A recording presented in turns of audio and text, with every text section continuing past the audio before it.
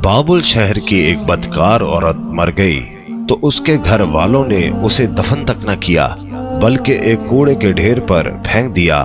हजरत मूसा अलैहिस्सलाम जब कोहे तूर पर अल्लाह ताला से बातें करने के लिए गए तो अल्लाह ताला ने फरमाया कि ऐ मूसा, बाकी बातें बाद में होगी, पहले जाओ, मेरी एक कनीज की लाश कूड़े पर पड़ी है, उसे गुस्ल दिलाओ और इज्जत के साथ दफनाओ।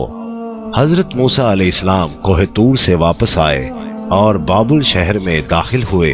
तलाश करते करते एक जगह देखा कि कूड़े पर एक लाश पड़ी है और उसके इर्द गिर्द 4 कुत्ते रखवाली कर रहे हैं ताकि कोई दरिंदा लाश को पाबान ना कर सके। हजरत मूसा अलैहिस्सलाम ने उसके घर का पता पूछा और उनसे कहा कि लाश को उठाने में मेरी मदद करो। औरत के घर वालों ने कहा कि हम इस लाश के करीब भी नहीं जाएंगे।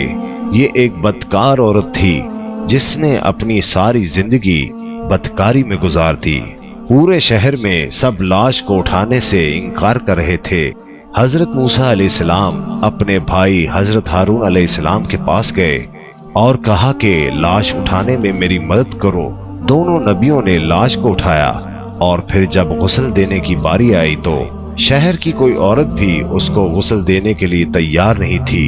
ये देखते हुए हजरत मूसा अलैहिस्सलाम ने अपनी जोजा और बहन को हुक्म दिया कि इस औरत को गुस्ल दो। गुस्ल के बाद अपने भाई हजरत हारून अलैहिस्सलाम की मदद से उस औरत को दफन किया। दफनाने के बाद जैसे ही आप वापस आ रहे थे तो शहर वाले लोग आपके सामने आ गए। वो सब मिलकर आपसे कहने लगे, ऐ मूसा, या तो हमें इस बात की वजाहत दो कि एक बदकार औरत को इतनी इज्जत क्यों दी, या फिर वो कलमा जो आप अलैहिस्सलाम ने हमें पढ़ाया है हम आपको वापस करने आए हैं।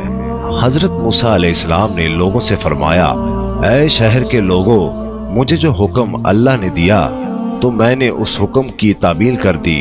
हाँ, अगली बार जब मैं कोहे तूर पर गया तो तुम सबको तुम्हारे इस सवाल का जवाब मिल जाएगा। ये सुनकर लोग वापस चले गए।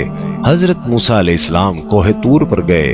ऐ मेरे परवरदिगार, इस शहर के लोग मुझसे इस बात की वजाहत मांगते हैं कि एक बदकार औरत को इतनी इज्जत से क्यों दफन किया गया।